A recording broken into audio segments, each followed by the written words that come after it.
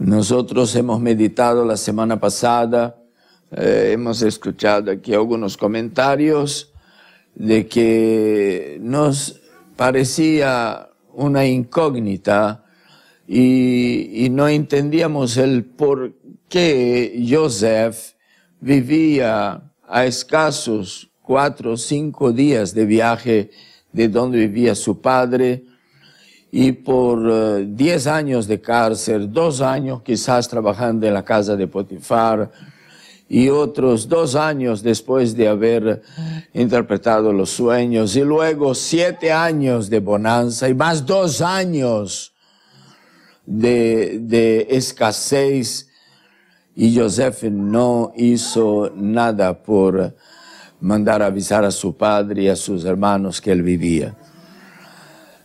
Parece ser que si nosotros queremos perdón, nosotros somos los que vamos a tomar las decisiones, dependerá de nosotros y menos de Hashem o de aquel a quien nosotros hayamos ofendido.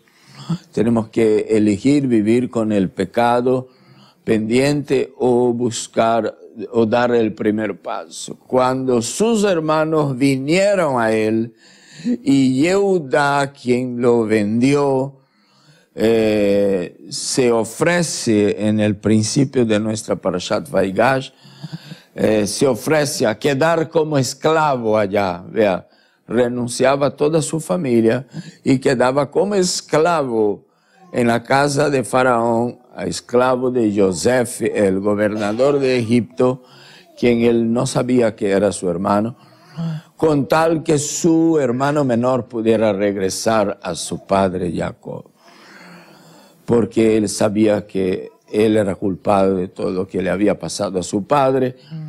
Entonces, cuando nosotros vemos esas cosas, nosotros entendemos que hay que dar el primer paso para alcanzar el perdón. Entonces todas las bendiciones vuelven a fluir y que no vale la pena estar guardando. Y que la gente puede vivir con sus culpas, con sus pecados y su culpabilidad por años y años. Imaginen el muchacho vendido a los 17 y aproximadamente entre 30 y 34 años.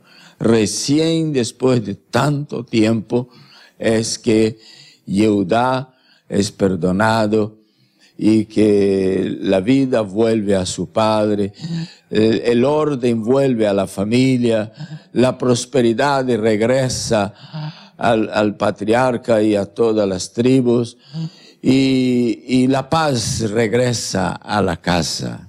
Shalom Bait. Pero no sin antes el reconocimiento de haber hecho malo.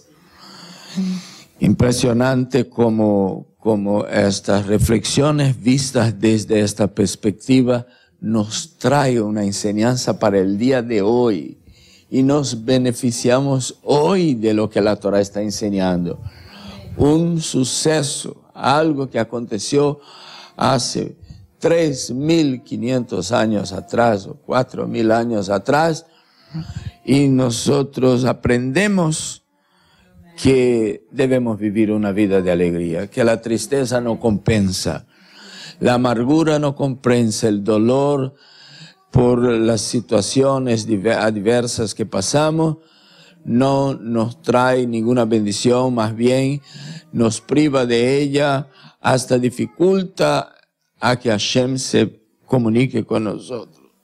Pero Baruch Hashem, que Hashem no está preocupado solamente con comunicarse con nosotros con relación a nuestras necesidades del día a día, sino que Él quiere también fortalecer nuestras esperanzas con relación al futuro que nos espera. Todos nosotros vivimos y servimos al Eterno también en función de lo que Él nos ha prometido, de un futuro y de cuántas revelaciones que Él tiene para darnos. Él quiere darse definitivamente a conocer de nosotros. Y cuanto más le conocemos, mejor nos relacionamos con Él. A veces tenemos personas que están al lado nuestro, ya sea por vecinos, por parientes, ya sea por parte de la comunidad, y no tenemos una buena relación con Él porque no lo conocemos, no conocemos bien. Cuando ya lo conocemos, hasta sabemos cómo acercarnos, cómo tratar con Él, conocemos sus valores, su potencial, sus debilidades, su historia, por dónde ha pasado, sus antecedentes, sus sufrimientos, sus dolores, y se nos hace un poco más fácil relacionarnos. También con Hashem es lo mismo. Cuando nosotros, cuanto más le conocemos, mejor nos relacionamos con Él. Y quiero en esta mañana, sé que es un desafío muy grande, me siento corto para explicar todo lo que Hashem trata de comunicarnos dentro de esa parashá en cuanto a la revelación del futuro, la revelación del carácter y perfil del Mashiach, pero me atrevo en la dependencia de la sabiduría del Ruach HaKodesh, me atreveré a hacerlo no sin orar y pedir a Hashem que sea el que nos guíe y que nos ponga las palabras. Parece ser que en el judaísmo, parece ser como que fuera que más importante es cómo se va a decir las cosas que aquello que se va a decir. No sé si usted ya pasó por la experiencia de que usted quiere decir algo a alguien y usted no está seguro de cómo lo va a relacionar, cómo lo va a recibir, cómo va a reaccionar. Entonces usted comienza a pensar cómo se lo digo, ¿no? Porque es muy importante, como dice, cómo decir las cosas. Y estoy preocupado en decirlo bien, que Hashem en su bondad y misericordia me permita hacerlo. Somos una Keilah, una comunidad abierta, y más el judaísmo en sí mismo, él es una fe, un estilo de fe abierto. Es decir, que cuando nosotros estudiamos, así sea que estudiemos la parashá con ayuda de comentarios de Rashi o de Ramban o de cualquier otro de los comentaristas un poco más moderno, o como ha citado aquí Jonathan, los Rajamim, los sabios que comentaron la Torá en el Talmud, comentaron la Mishnah y dejaron allí su interpretación. Ellos discrepan uno del otro. Ellos presentan diferentes entendimientos del mismo caso. Y eso es muy común en el judaísmo. Y no hace mucho hablé aquí de que si alguien le preguntara a un rabino en una yeshiva, ¿y cuál de los dos tiene razón? Porque los dos piensan diferente acerca de eso, entienden distintamente, o sea, no entienden lo mismo respecto a este pasaje o aquel. Y los rabinos dirían así: vean, nosotros conocemos las cosas de Hashem en parte. Y eso concuerda con lo que dijo Rav Shaul: en parte conocemos. Inclusive en parte profetizamos porque conocemos en parte. No podemos hacer a la perfección, ¿no? Y los rabinos dirían lo mismo en cualquier yeshiva de Israel o en la diáspora. Dirían, lo más probable es que los dos tienen razón. Lo más probable es que para alguien que está en un nivel de aprendizaje, este es el que tiene razón. Pero como el conocimiento es progresivo, puede ser que de aquí a algunos años tú vas a estar más identificado con la interpretación que da otro. Entonces, una enseñanza de la Torá no debe ser tomada como algo 100% definitivo, sino como una de las opciones para entender cierta enseñanza o verdad contenida en la Torá. Pues partiendo de este principio de flexibilidad de entendimiento y del factor progresivo del aprendizaje de la sabiduría, es que yo quiero empezar. Y cuando estaba sentado allí, yo pensaba en los discípulos de Yeshua mismo, tal como nosotros también lo somos. Ellos tuvieron 3 años y medio aproximadamente aprendiendo Torah con el mejor de los maestros, con el que trajo el entendimiento de la Torah desde el mismo Shammai. Todos sabían y están de acuerdo, inclusive todos los rabinos, de que cuando venga Mashiach, él traerá el perfecto entendimiento de la Torá, la perfecta interpretación de la Torá. Entonces estamos delante de discípulos de Yeshua aprendiendo Torá con el que más sabe de Torá y con el que es capaz de enseñar como ningún otro maestro, es decir, no enseñar en parte, como dijo Rab Shaul y como dicen los otros rabinos, sino enseñar algo concreto, 100% entendible y correcto. Sin embargo, después de 3 años y medio de estudiar en la mejor de las escuelas de Torá, ellos venían por el camino de Emaús conversando y tristes, y Yeshua mismo, resurrecto, se les aparece en el camino, ya un poco oscuro, ya tarde. Ellos no lo identifican porque la mente de ellos lo tienen muerto y metido dentro de una sepultura bien sellada.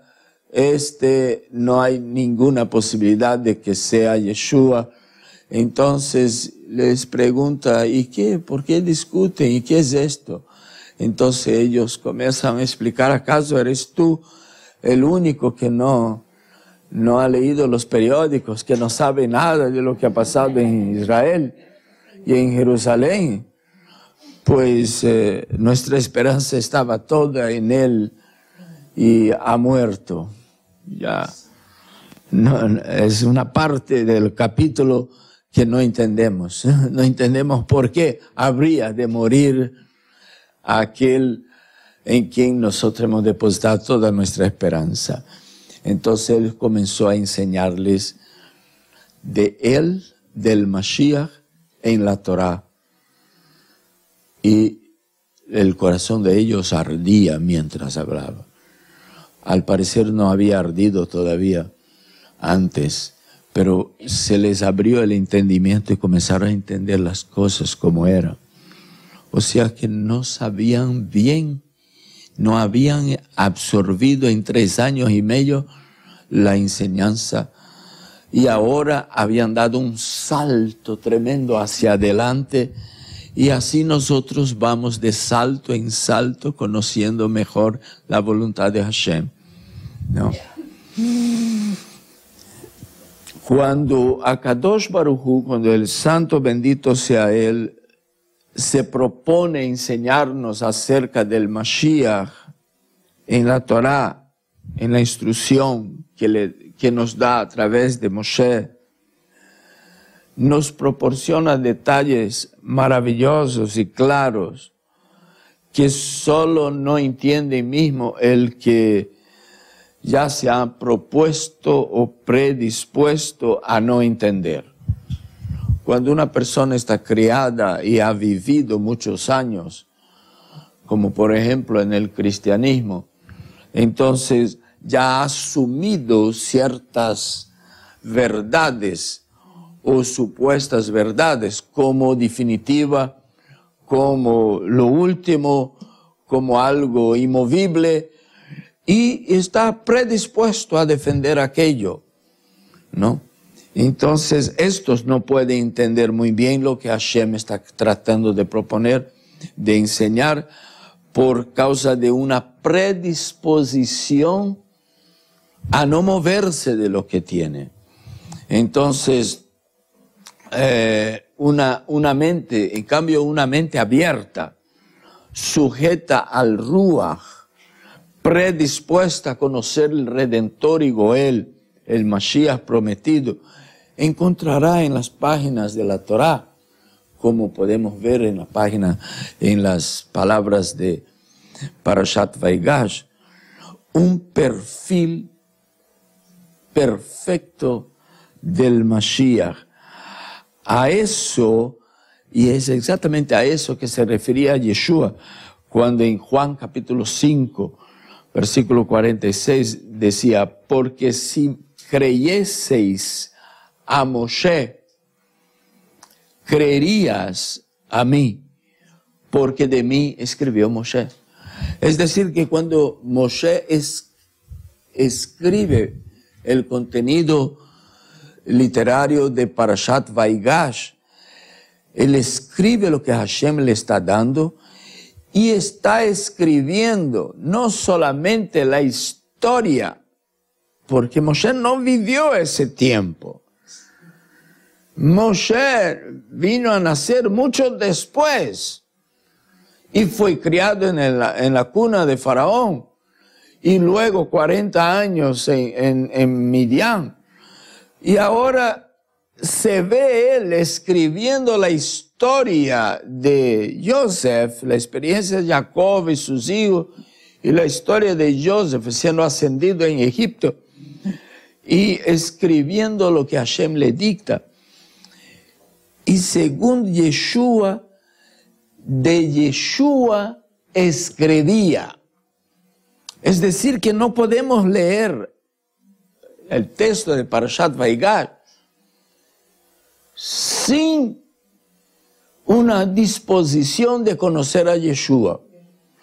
La idea aquí no es transferirnos un hecho histórico, es transferirnos, es darnos, proporcionarnos una revelación del Mashiach. Hay dos maneras de conocer a Yeshua. Una es leyendo detenidamente de Mateo a Apocalipsis. Otra es leyendo la Torá. De Mateo a Apocalipsis nosotros sabemos muy bien quién escribió y quién inspiró. Pero de la Torá nosotros sabemos que fue Hashem que dictó a Moshe el perfil del Mashiach. Entonces lo que Mateo describe, lo que Lucas describe bajo investigación, hace una investigación, pregunta por aquí, pregunta por allá, pregunta más allá, pregunta a los testigos, va en la casa de un ex ciego y pregunta, explícame cómo fue. Entonces él escribe el milagro. Pero cuando Moshe escribe, Moshe no hace una investigación. Hashem le dicta, escribe ahí, la cosa fue así. La cosa fue así, escribe. Porque la gente va a conocer al Mashiach a través de esta historia. Entonces, podemos conocer la gente que no identificó y no pudo creer en Yeshua. No lo identificó porque no buscó el Mashiach en la Torá. Entonces, a esto que yo quiero hacer con ustedes. Una de las grandes verdades que yo particularmente, siéntase en libertad de ver así o no, es una libertad que tenemos. Una de las grandes verdades es la divinidad de Yosef. ¿Cómo que divinidad de Yosef? En primer lugar, todos nosotros somos receptáculos de la divinidad. Todos nosotros somos templos de Dios, templos de Elohim, ¿no? Y Yosef, como un tipo del Mashiach, nos puede enseñar que tanto Mashiach, respecto el perfil del Mashiach. El capítulo, nuestra parashá empieza con Vaigash Elav Adonai. Vaigash Elav Yehuda. Vayomer Bi Adoni. Él comienza a hablar, se encuentra, pues, se acerca de Yosef, Yehuda, y comienza a hablar: Señor, déjame hablar, no se moleste conmigo. Quiero hablarte al oído, en secreto. Quiero contarte mi problema. Pero no se enoje conmigo. Que camoja que paró. Porque tú eres como Faraón. Es decir, que cuando Faraón le atribuye, le concede a Yosef toda autoridad en Egipto, Yosef asume autoridad y figura del mismo Faraón. El respeto por Yosef ahora ha cambiado completamente, porque lo respetan como respetaban a Faraón. Sabían lo que podía pasar con el que le faltara el respeto a Faraón. Entonces, pero vea bien, nosotros sabemos perfectamente que cuando Faraón saca el anillo y le pone al dedo de Yosef, y Yosef ahora tiene toda autoridad sobre Egipto. Y el faraón solo quedó con su trono y su casa, su mujer, su familia inmediata. Sobre Egipto, sobre Mitzray, reina prácticamente a Yosef.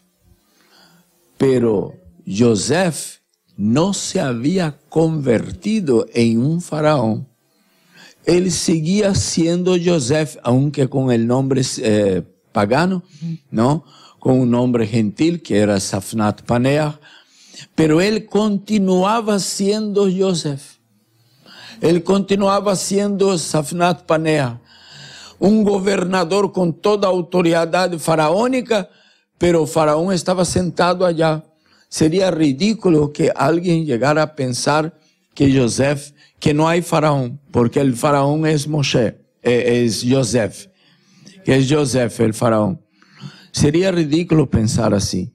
Pero si vamos de nuevo a lo que Yeshua había dicho, Moshe de mí escribió.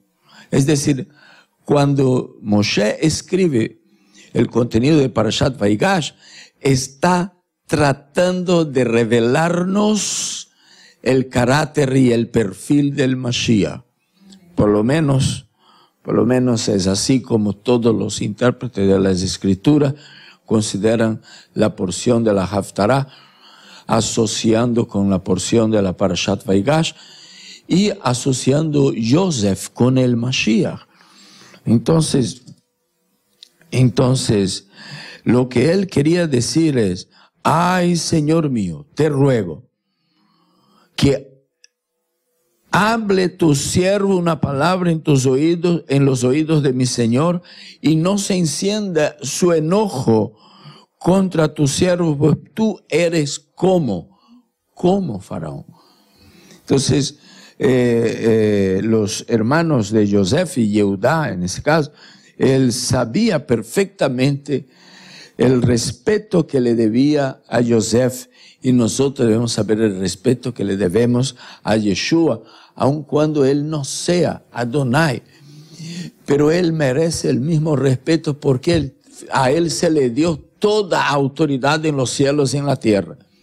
Pero algunos intérpretes que no han fincado su aprendizaje del perfil de Yeshua o del Mashiach en la Torah, ellos tienen mucha dificultad para entender esto. Pero si nosotros nos liberamos de los conceptos preconcebidos y sometemos nuestro entendimiento a la Torá, vamos a ver que si Yosef es un tipo del Mashiach, pues Yosef nunca fue faraón. Yosef siempre fue Yosef. Con la autoridad de faraón, sí, pero siempre fue Yosef. Así que Hashem dijo a Moshe, yo te he constituido, una vez cuando saca a Moshe para ir a hablar con el pueblo de Israel, también pasó algo parecido. Te he constituido Elohim para el ejercicio de la misión de él. No, lo constituye Elohim. Pero eso no significa que él era Hashem el que lo había constituido. ¿No es así? Entonces, cuando nosotros entendemos esto, podemos entender que Mashiach, tan esperado, vendría con toda autoridad de Hashem. Y esto nos explica mejor las palabras de Yeshua cuando dijo, llegando Yeshua les habló diciendo, toda potestad me fue dada en los cielos y en la tierra. ¿Va? A Yosef también se le dio toda potestad en Egipto. Cuando Yeshua dice, el que me ha visto a mí, ha visto al Padre. ¿Cómo dices tú, muéstranos al Padre? Quien ha visto a Yosef es como que ha visto a Faraón. Por lo menos fue la impresión que Yehudá tuvo. Y Yehudá, pues aquí está representando también una tribu y representando el pueblo judío.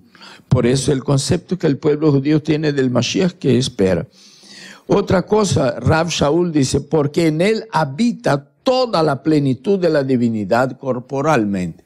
En otras palabras, nosotros somos tabernáculos, Mishkanim, somos templo de Elohim. Y Elohim habita en nosotros. Todos nosotros, en definitiva, sin excepción, somos templo de Hashem.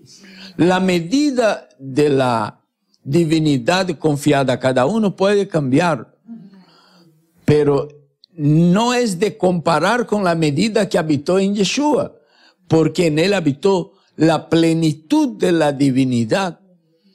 Entonces, vea cómo no es difícil de entender.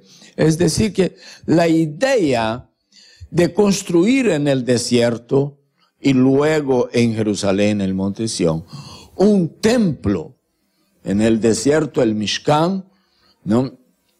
Y el Beit HaMikdash en Jerusalén, fue para que Hashem habitara, en las traducciones al español, en medio de ellos, o sea, en medio del pueblo de Israel. La palabra en hebreo para en medio de ellos es Betoham, que traducido literalmente sería dentro de ellos, ¿no? Do lado de adentro de ellos. Entonces,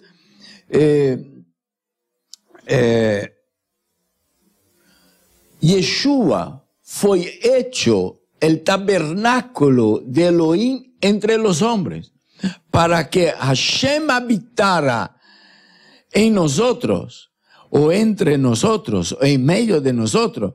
Fue necesario un templo en el desierto, para que Él habitara entre nosotros, para que Hashem habitara entre nosotros también. Fue necesario a Yeshua, para que Él pudiera habitar entre nosotros, para que Hashem pudiera habitar entre nosotros.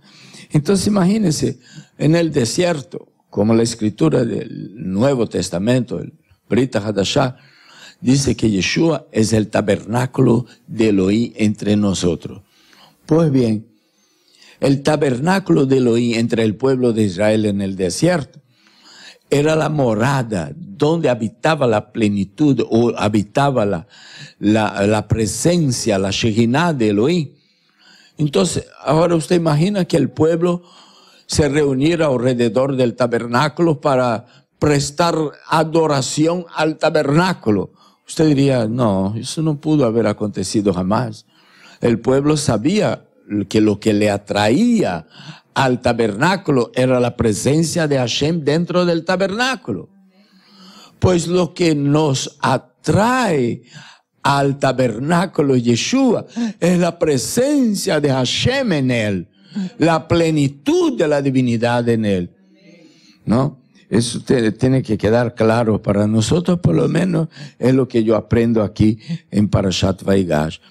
Así que sería ridículo que Moshe viniera a hablar con Faraón y como Hashem le dijo, tú serás como Elohim ante Faraón y tu hermano como profeta.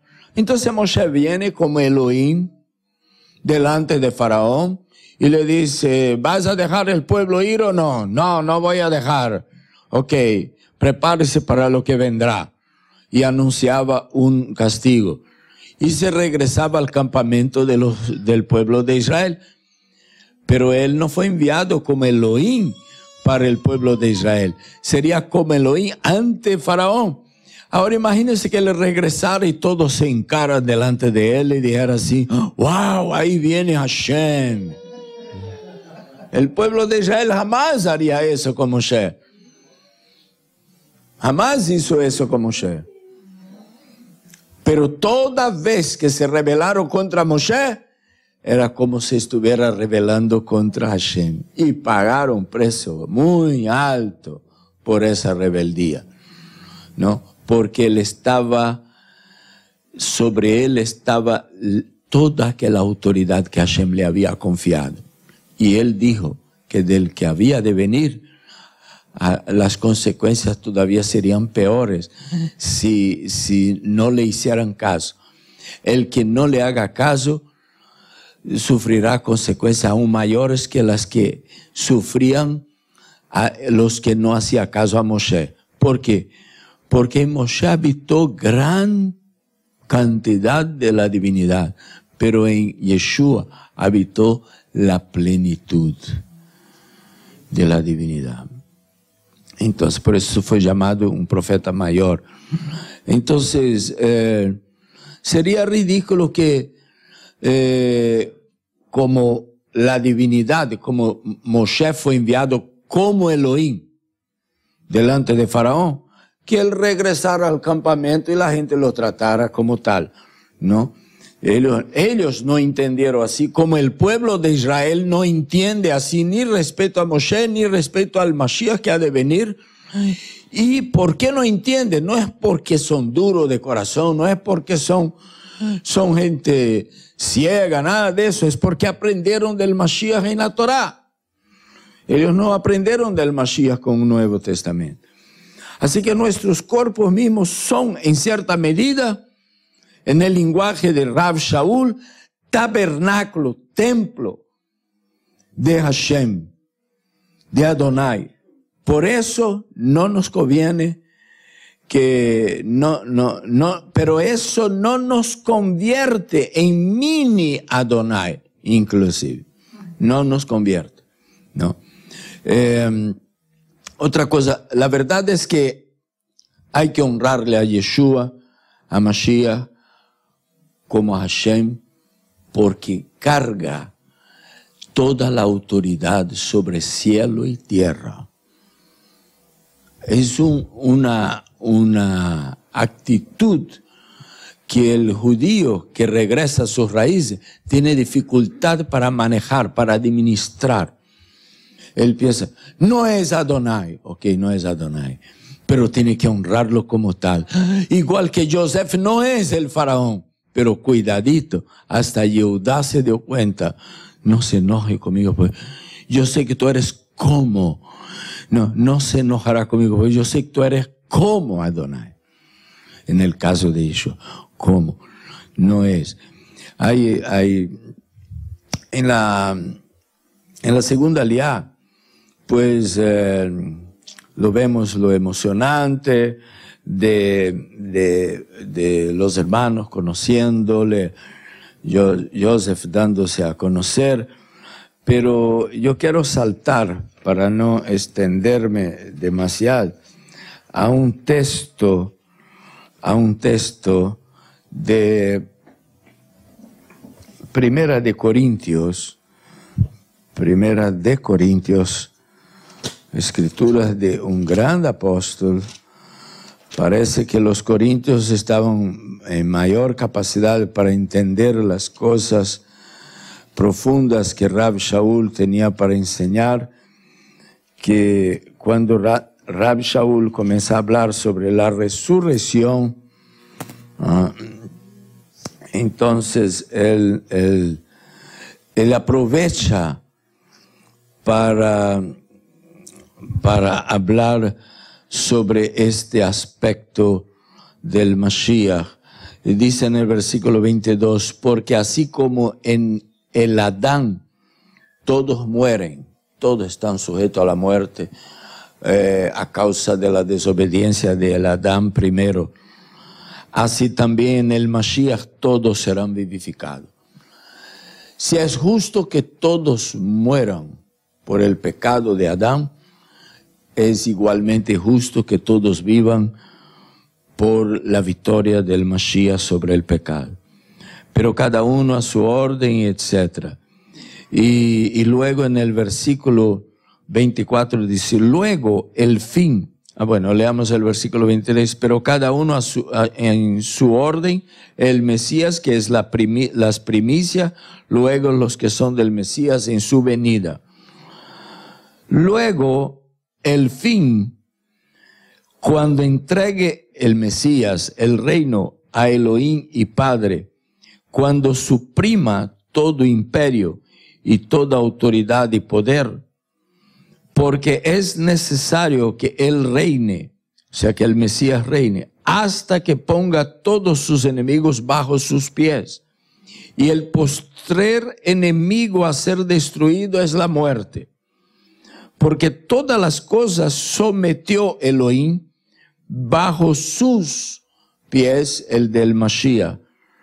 Pero al decir todas las cosas le han sido sometidas, claro es que está exceptuando a aquel Hashem que le sometió todas las cosas.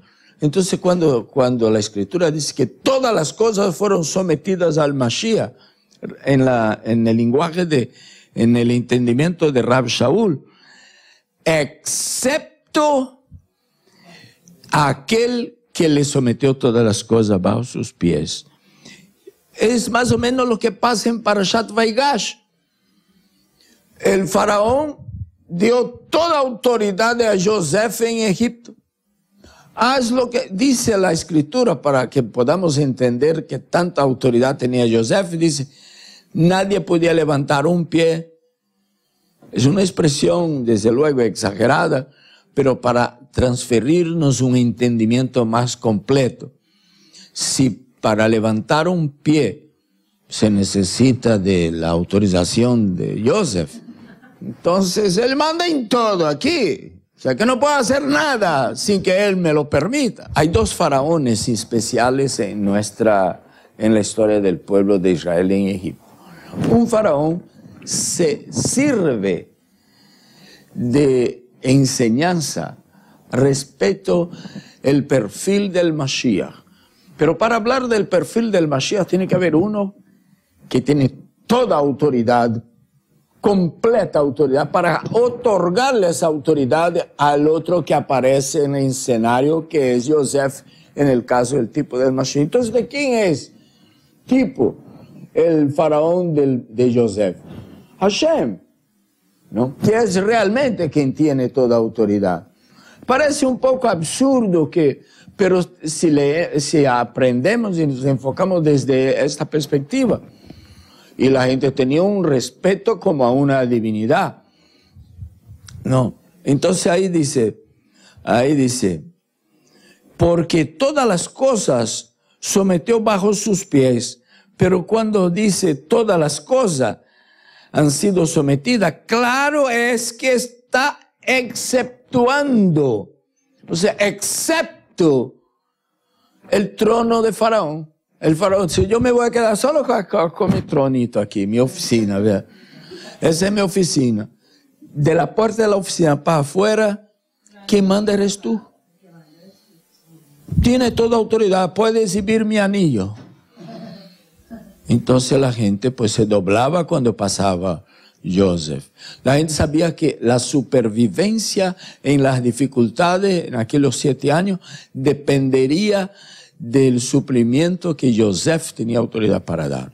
O sea, la vida de la gente dependía de Joseph. Pero Joseph tenía toda autoridad excepto sobre el trono. Allí estaba el faraón esperando. ¿Usted cree que Joseph murió y terminó su tarea? Terminaron los 14 años, 7 años de vacas gordas, 7 años de vacas flacas. Y en el 15, 16, 18, 20, 20º año, Joseph continuaba con el anillo del faraón. ¿Usted cree? Pero si ya no había más sentido, ya se terminó todo el periodo de dificultad. No, absolutamente. Si Joseph fue puesto porque él interpreta los sueños y viene 7 años de bonanza y después 7 años de dificultad, entonces, ¿quién pondré sobre esta situación? ¿A quién más pondré sino a este en el cual hay el espíritu de Hashem? Entonces le dio su anillo a Joseph. Pero si aquí, según Rav Shaul, dice así, porque todas las cosas sometió bajo sus pies, pero al decir todas las cosas están sometidas, claro está, exceptuando a aquel que le sometió todas las cosas, excepto al que sometió a él todas las cosas.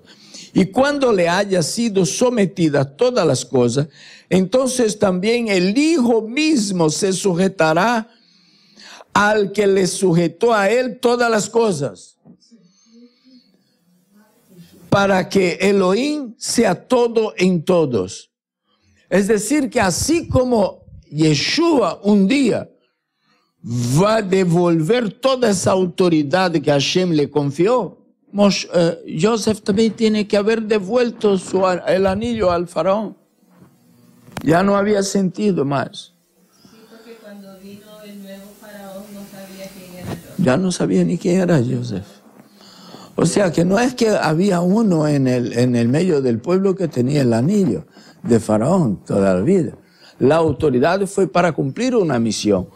Si al mismo Yeshua todas las cosas, cuando haya sido sometida todas las cosas, entonces también, y la última cosa a someter es la muerte.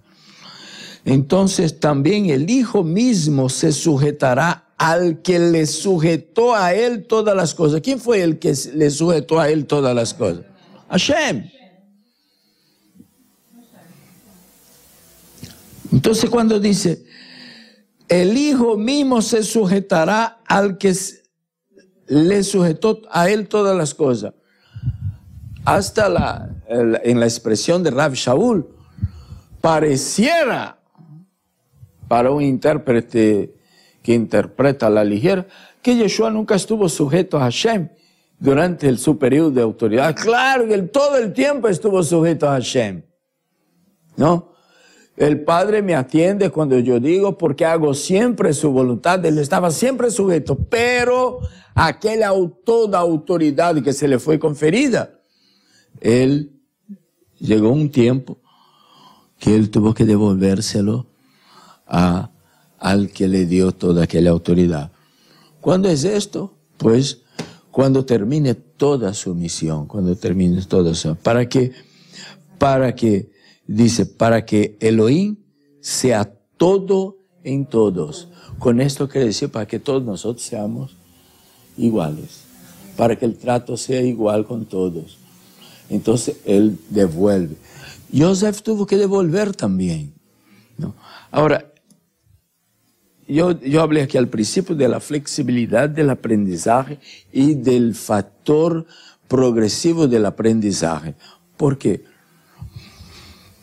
Porque necesitamos aprender estas cosas. Fue con este fin que Hashem, según Yeshua, dio la Torah, para que escribieran de él, Si nosotros queremos conocer a Yeshua, necesitamos estudiar en la Torah, ¿no? Necesitamos ver lo que la Torah nos habla de Yeshua. Que Hashem nos bendiga. Amén.